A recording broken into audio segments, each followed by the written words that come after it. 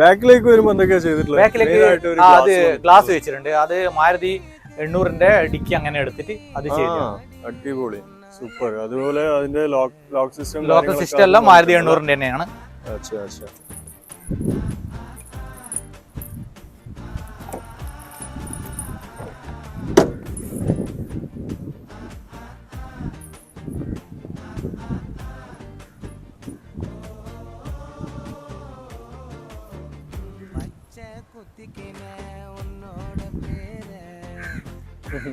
അത് അതേപോലെ എടുത്ത് അതേപോലെ കുറച്ച് മാറ്റങ്ങൾ വരുത്തിയില്ലായിരുന്നു.